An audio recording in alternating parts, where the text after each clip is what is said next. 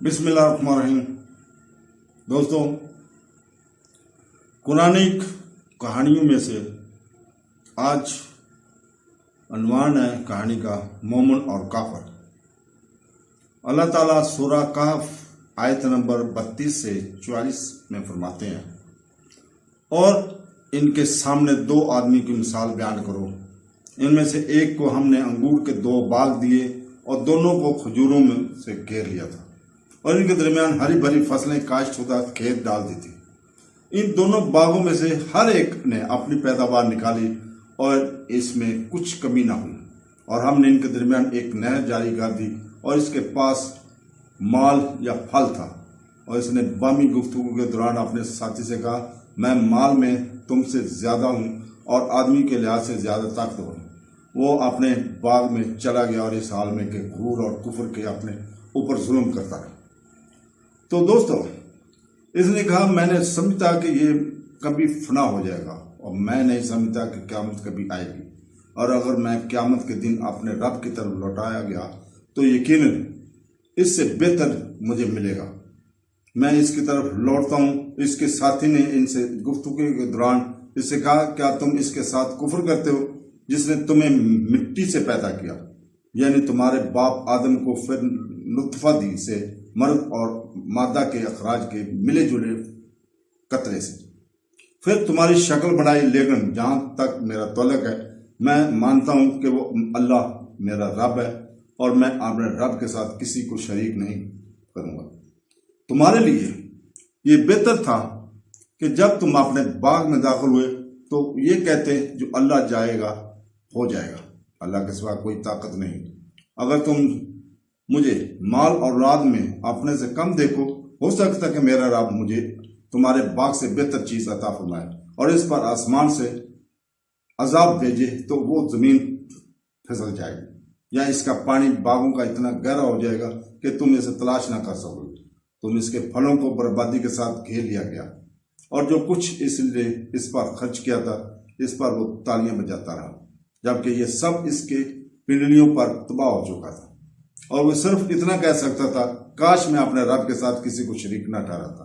और इसके पास आदमियों की कोई जमात ना थी जो अल्लाह के मुकाबले में इसकी मदद कर सके, और ना वो अपने दफा कर सकता था। वहां क़यामत के दिन अल्लाह के लिए होगी जो हकीकी महमूद है, वो अल्लाह बेहतरीन जजा देने वाला है और आखिरत के लिए बेहतरीन है। ला इलाहा इल्लल्लाह, अल्लाह के सिवा कोई इबादत के लायक नहीं। बाज़ उलमा ने कहा है कि ये महज एक मिसाल है जो हकीकी जिंदगी में जरूरी नहीं है, लेकिन जमहूर उलमा का ख्याल है कि ये वाकई हमारी इस मौजूदा जिंदगी में हुआ और हुआ। इनका फरमान और इनके सिलसिले मिसाल पेश करो, यानी मुशरकीन कुरैश के लिए, जैसा कि वो गुरूर का लिबास पहनते हैं और कमजोरों और गरीबों पर तकबर करते हैं, ये अल्लाह के इस फरमान की तरह है जिसमें लिखा है, और इनके सामने एक मिसाल पेश करो।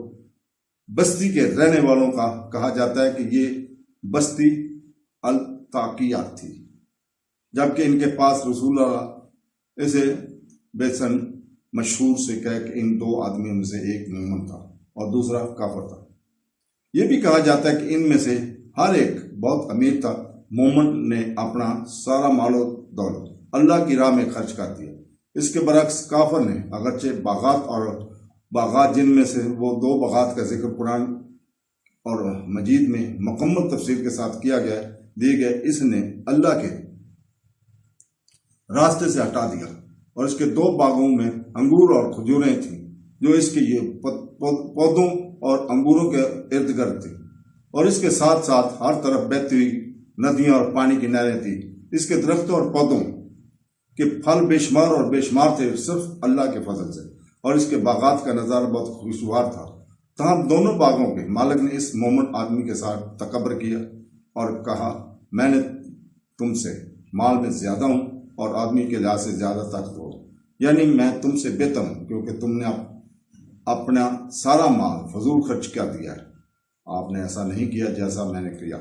बागात खरीदना और बाद में मुनाफा हासिल करने के लिए इसमें पैसा लगाना तुम्हारे मेरे कदमों में चलना चाहिए था। और वो अपने बाग में दाखिल हुआ इसी हालत में कि गुरूर और कुफर की हालत में। اپنی ذات پر ناانصافی کی حالت میں، یعنی ایسی حالت میں جو اللہ تعالیٰ کو پسند نہیں تھی، غرور اور تکبر کے ساتھ.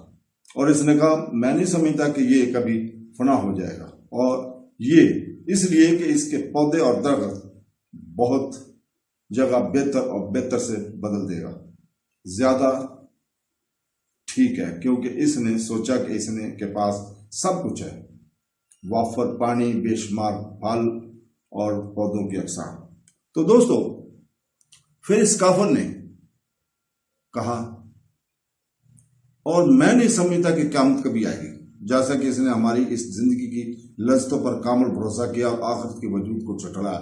پھر فرمایا اور اگر میں قیامت کے دن اپنے رب کی طرف لوٹایا گیا تو یقیناً میں اس سے بہتر پاؤں گا جب میں اس کی طرف لوٹ کر جاؤں گا. یعنی اگر واقعی میں آخرت اور آخرت کا دن ہو، وہ وہاں اس سے بہتر پائے گا جو اسے موجودہ زندگی میں دیے گیا ہے، جیسے کوئی چیز سے دھوکہ کھا گیا تھا جو اسے دیا گیا تھا. تو دوستو اور اس نے سوچا تھا کہ اللہ تعالیٰ نے اسے یہ تمام نعمتیں عطا کی ہیں کیونکہ وہ اس سے محبت کرتا ہے اور اس دوسرے لوگوں سے پر احسان کرتا ہے. یہی بات العاص بن وائل نے اپنے اس قول میں کہی ہے، کیا تم نے اس شخص کو دیکھا جس نے ہماری آیتوں، اس قرآن اور محمد صلی اللہ علیہ وسلم سے کفر کیا اور کہا مجھے ضرور مال دیا جائے گا اور بچے اگر میں دوبارہ زندہ ہوں. کیا وہ غیب جانتا ہے یا اس نے رحمان اللہ سے کوئی عہد لیا ہے؟ سورہ مریم 77 اور 78 آیت میں اس کا ذکر ہے. اور اللہ تعالیٰ اس کے بارے میں فرماتا ہے جسے اس نے نعمتیں عطا کی ہیں، اور اگر ہم اسے اپنی طرف سے رحمت کا مزہ چکھائیں، جب اس کو کوئی مصیبت، سخت غربت اور بیماری وغیرہ چھو جائے تو وہ ضرور کہے گا یہ میری خوبی کی وجہ سے ہے، میں نہیں سمجھتا کہ قیامت قائم ہوگی. لیکن اگر مجھے اپنے رب کی طرف لوٹا دیا گیا تو یقیناً یہ میرے لیے اس کے پاس بہترین دولت ہوگی. اور پھر ہم کافروں کو دیکھا دیں گے کہ انہوں نے کیا کہا اور ہم انہیں سخت عذاب کا مزہ چکھائیں گے. سورہ فضیلت آیت نمبر 50. اور قارون نے کہا کہ یہ مجھے دیا گیا ہے صرف اس علم کی وجہ سے جو دوسرے پاس ہے. القصص 78 آیت میں یعنی اللہ جانتا ہے کہ میں اس کا مستحق ہوں، لیکن اللہ تعالیٰ فرماتا ہے کیا وہ نہیں جانتا تھا کہ اللہ تعالیٰ اس نے پہلے کے نسلوں کو ہلاک کر دیا ہے، وہ جو اس سے زیادہ طاقت اور ورث ہے.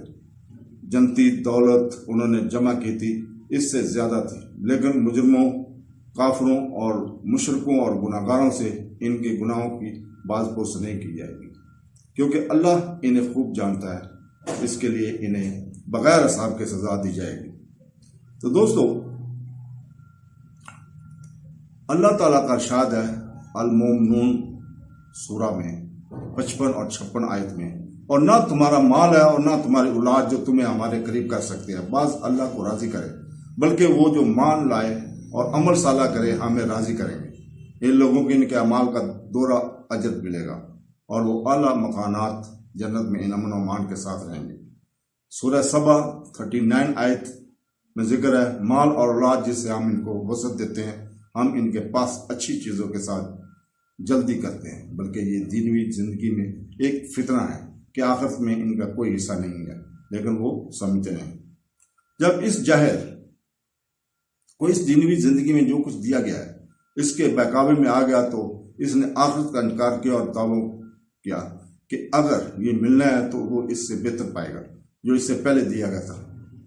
جب اس کے ساتھی مومن آدمی نے اس سے کہتے ہوئے سنا تو اس نے اس سے کہا کیا تم اس کے ساتھ کفر کرتے ہو جس نے تمہیں مٹی سے پیدا کیا، یعنی تمہارے باپ آدم کو پھر نطفہ سے مردہ اور مادہ کے اخراج کے ملے جلے قطرے پھر تمہیں مرد بنایا، یعنی کیا تم اس دن کا انکار کرتے ہو قیامت کا جب کہ تم جانتے ہو کہ وہی اللہ ہے جس نے تمہیں مٹی سے پیدا کیا، وہ نطفہ سے تمہیں مرلہ وار بنایا، یہاں تک کہ تم سننے، بصارت، سمجھ اور اعضاء کے ساتھ مضبوط آدمی بن گئے.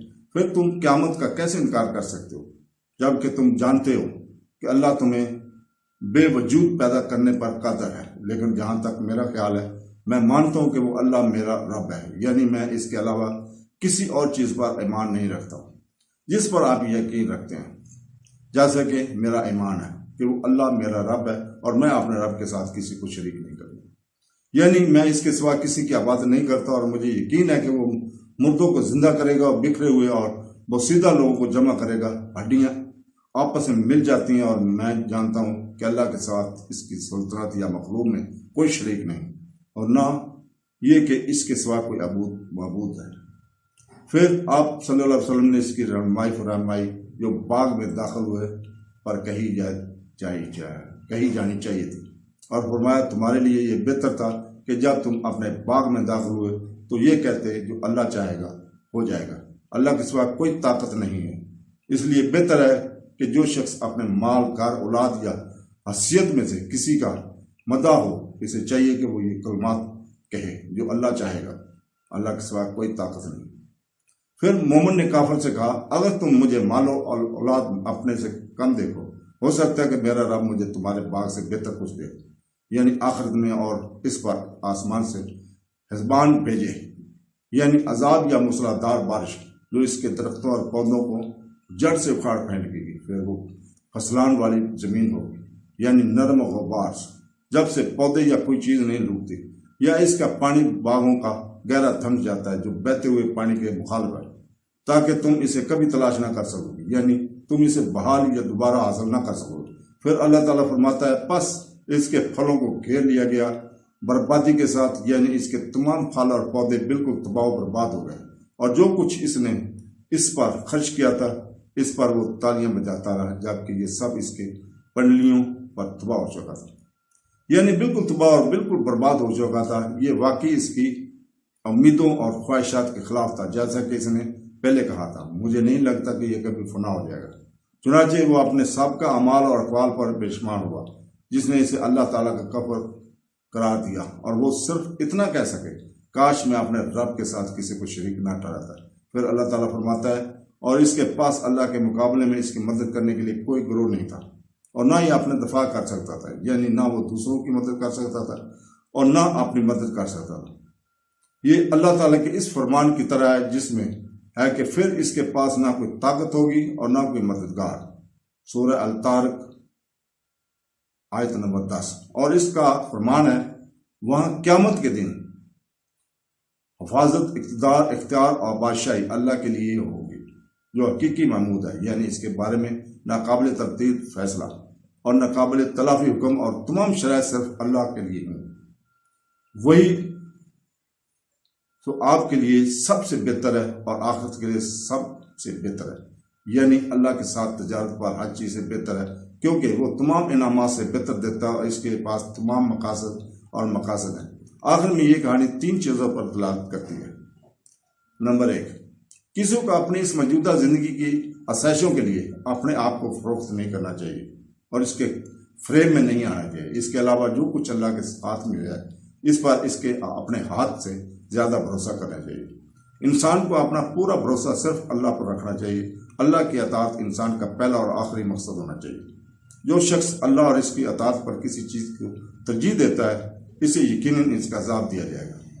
نمبر 2، اپنے ہمدرد بھائی کی نصیحت کو دل و جان سے قبول کرنا چاہیے، کیونکہ اس کے مشورے کو رد کرنے میں مکمل تباہی اور کامل بربادی ہے۔ تو دوستو، تیسرا، اگر حکم الہی ہو چکا ہو تو پشیمانی بیکار ہے۔